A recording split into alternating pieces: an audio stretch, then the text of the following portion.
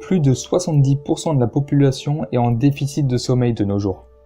Qu'est-ce que ça veut dire ?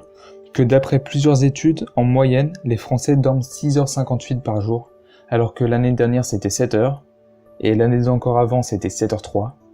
Donc on voit très bien la tendance, et on sait qu'on risque de dormir de moins en moins.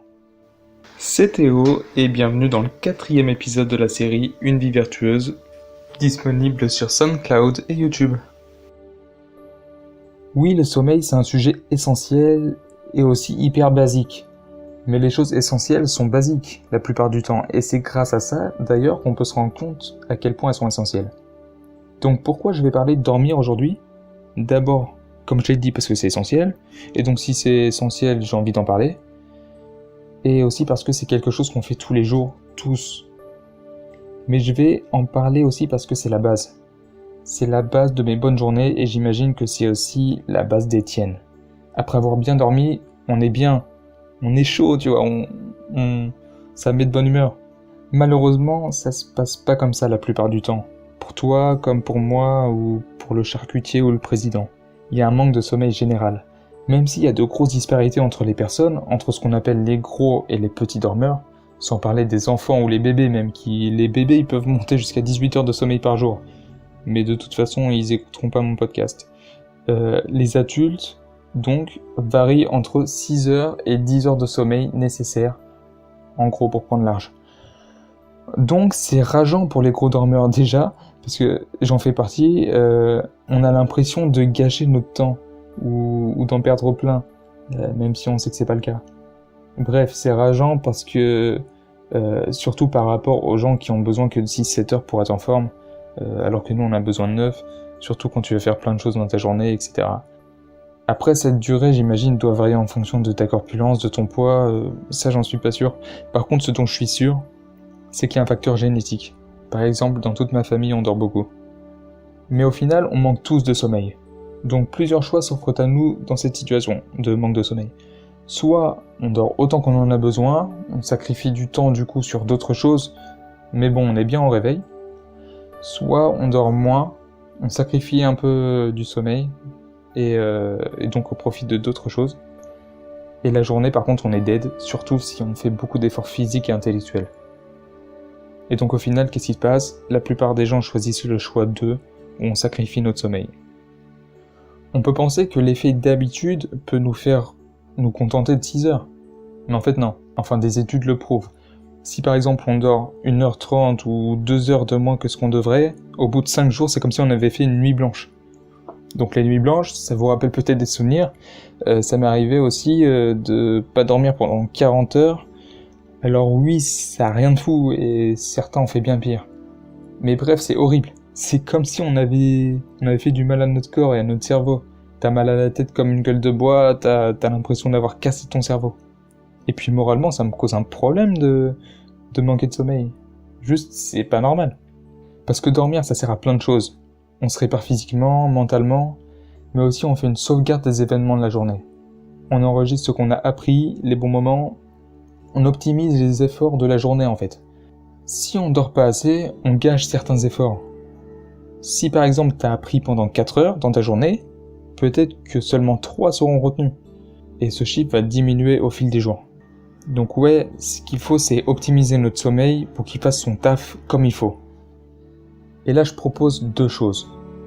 Tout d'abord, trouver son temps minimum de sommeil nécessaire pour être vraiment bien et pas souffrir au réveil. Et ça se fait par exemple pendant les vacances, parce que le week-end ça suffit pas. Surtout que les jeunes adultes vont profiter du week-end pour récupérer du manque de sommeil accumulé la semaine ou une soirée. Donc ils vont récupérer ce manque de sommeil par une grasse mat, et ça va biaiser le calcul. Parce que tu vas dormir 12 heures alors que, bon, en temps normal, on n'a pas besoin de 12 heures, faut pas abuser. Donc faut tester ça pendant les vacances, faut essayer de trouver cette durée parfaite. Pendant cette période où tu vas te réveiller sans réveil, naturellement. Parce que c'est comme ça que ça devait être toute l'année en fait. Là, c'est la nature qui te réveille. Tu te réveilles quand t'as plus besoin de dormir. Sauf s'il y a le chien de la voisine qui aboie ou le camion de poubelle qui recule. Sinon, tu te réveilles vraiment quand ton sommeil sera devenu tellement léger que ça sera devenu plus dur de rester dans ton lit que d'en sortir, quand tu te feras chier dans ton lit en fait. Donc là, dans cette situation, tu te lèves sans effort. Et rien de mieux pour commencer une journée que d'être frais, en forme. Sinon, c'est commencer ta journée avec un effort, dans tes premières secondes d'éveil. Ça veut dire que tu dois faire un effort, tu dois te battre. C'est pas normal ça. Pas au bout de 20 secondes de ta journée. Bref, la nature veut que tu te réveilles quand t'as plus besoin de dormir. C'est simple. Donc si tu te rends compte que c'est 9 heures, la durée dont t'as besoin, c'est soit que t'avais beaucoup à rattraper, soit que c'est vraiment ton rythme, et là, dans ce cas-là, faut t'adapter. Donc dormir 8 heures dans cette situation, ça semble un peu le minimum. Parce qu'on est d'accord que dormir 9 heures au quotidien, après le travail, les tâches et un petit peu de divertissement, c'est chaud. Si tu te lèves à 6h30, ça veut dire que tu te coucherais à 21h30. Donc laisse tomber, personne fait ça. À moins que tu aies un mental d'acier, repose-toi sur 8 heures, je pense que c'est vraiment pas mal. Mais le but, ça reste d'essayer d'approcher cet idéal.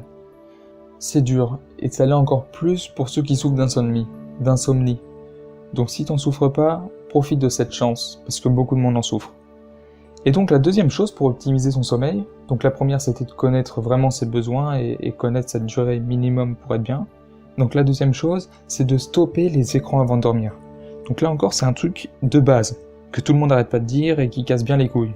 Mais j'ai encore vu dans un reportage il y a pas longtemps, et c'est vrai, qu'il y a une vraie différence entre la non-consommation et la consommation d'écran le soir. J'en ai fait les frais d'ailleurs, cette année. Les 5 derniers mois, j'étais dans mon appart, donc sans télé et sans passer mon temps sur mon phone, avant de dormir. Et je dormais en 20 secondes. Par contre, pendant les vacances de Noël, où je suis revenu à mes habitudes de télé, téléphone, etc., je mettais 2 heures à m'endormir chaque soir.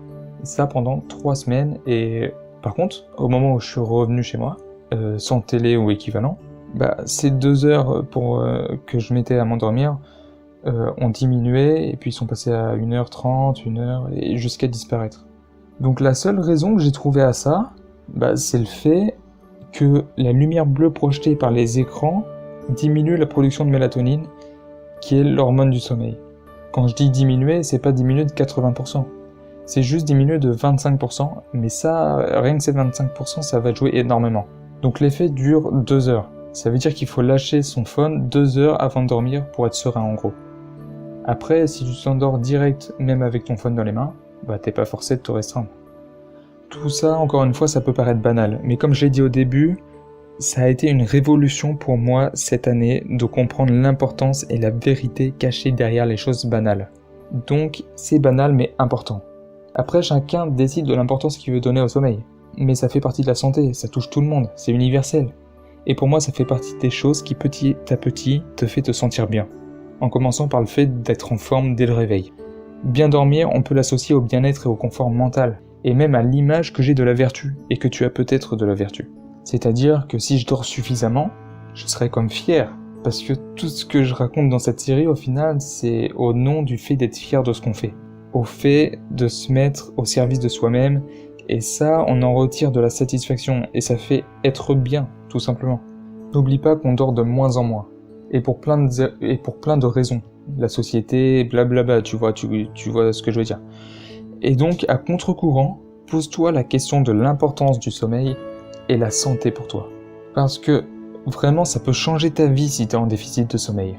Et puis, au passage, pose-toi aussi la question de l'importance que tu donnes à cette philosophie qui est de se mettre au service de soi-même et de son bien-être. Tout ça, ça va dépendre de tes objectifs, ça va dépendre de ce que tu veux faire. Au final, c'est toi qui as la main. Après, si tu veux juste améliorer ton sommeil, fais des expériences. Parce que les expériences, et là je parle globalement, c'est la meilleure façon de savoir quelque chose. Parfois, c'est même bien plus efficace que d'essayer de trouver la réponse sur Internet. Où là, ça te concernera pas forcément toi, mais la personne qui aura écrit l'article sur Internet. Mais en gros, c'est pas compliqué, dors plus. C'était Théo, merci de m'avoir écouté, tu peux partager ton ressenti sur ce que je viens de dire, et bien sûr voir les autres épisodes sur SoundCloud et YouTube. Ciao!